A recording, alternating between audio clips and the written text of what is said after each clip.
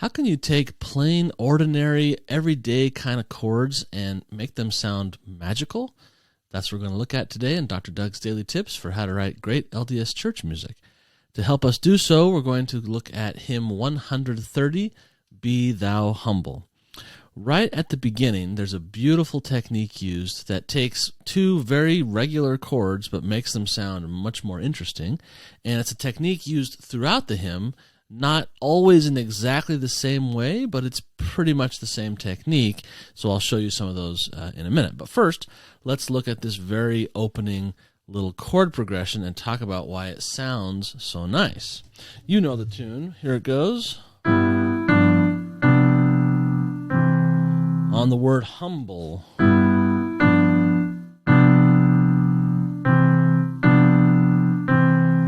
Okay, nice juicy sound. Sounds much juicier than just regular chords. 1 chords, 5 chords, 4 chords, whatever. So what's happening here? Well, okay, we are in the key of C major. And we start with kind of an interesting chord. It looks like it's almost a 5 chord. The problem is this little E. So technically it's an E minor chord in first inversion with G in the bass, which is the 2-6 chord. And then it goes to a regular 5-7 chord. Now if we skip one ahead, then we get a 1 chord on beat 2 in the first full measure. But what is this chord on beat 1? Is it a chord? If we put all those notes together, we get F, and then we get a D in there, and we get a B in there, but then we get a C in the bass. See that C down in the bass? So it's not really a chord. Actually, what's happening is we are smooshing 2 chords together. What's happening is we're taking this 5-7 on thou, and we're trying to resolve it to the 1 chord, but only the basses were paying attention to the conductor. They moved at the correct time, but the rest of the voices didn't. The rest of the voices stayed where they were. See, the D and the sopranos carried over, the B and the altos carried over, the F and the tenors carried over. They must have all been socializing and not paying attention to the conductor, but the basses, they were paying attention, and they moved to the C at the right time. Well, what happens is we get this kind of crash. The 5 chord sort of crashes into the 1 chord and then resolves itself on beat 2. So we get, here's the 5, but then the F, B, D, continue over while the bass changes. Now, that's, it's kind of a fun joke that the sopranos, altos, and tenors weren't paying attention, but really it's the composer trying to make the arrival at the 1 chord sound much more interesting. And the technique, it's not a special technique of notes. There's no special chromatic notes. There's no special chromatic chord here. All it is a delay. One of the voices moves at the right time, the bass voice, but then the other voices delay. And that delay, especially on a downbeat, on a very strong emphasized beat, and the most important downbeat of the whole piece, the first downbeat, gives us this wonderful tension that then wants to resolve. Okay? Once again, we get regular chords, whoa! And then the regular chord. Talk about tension and resolve. Excellent, excellent technique. So the composer's like, hey, that tension worked really well. I'm going to do that again. And they do on the next downbeat.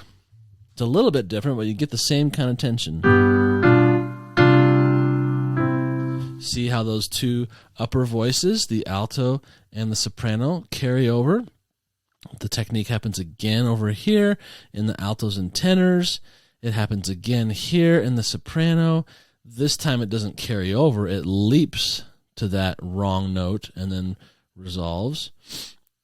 This one is another carryover. This one is another carryover. Oh, we forgot the tenor there.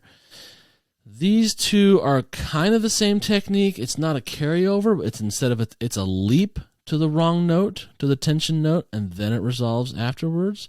But again, every one of these is on a downbeat. This one, this one, this one, this one, this one, this one, this one, and then a couple more here at the bottom. This one carries over. This one's slightly different. It doesn't carry over. It steps through, but on the beat, it's the wrong note, and then it resolves correctly afterwards. And that one's also not on a strong beat, but it's the same kind of technique. So this delaying the gratification of the resolution is what makes this technique sound so nice.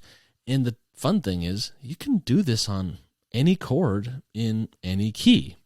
I happen to like this opening one specifically because it's the 1 chord mixing with the 5 chord. And what's cool about that is the 1 chord and the 5 chord, they make up the 2 polarities that matter most in music. The whole thing of tonal music is starting at home base of the 1 chord, going away to the 5 chord, and then coming back again. It's like the prodigal son is the 5 chord, and it's got to return eventually when it comes to itself to the 1 chord. Okay? But to mash them on the same beat and on the downbeat of the first measure, whoa, very fresh sound without needing any kind of weird notes or weird chords. It's a blending and then a resolving on an important beat.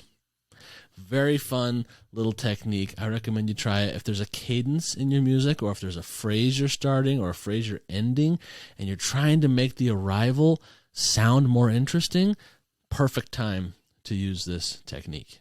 Give it a try. If you enjoyed this video, please hit subscribe and ring the bell so you get notified each time I post a video like this. And if you'd like more free tips on how to write great LDS church music, please head over to www.latterdaymusiversity.com, where you can get a bunch more for free. Thanks, and we'll see you next time.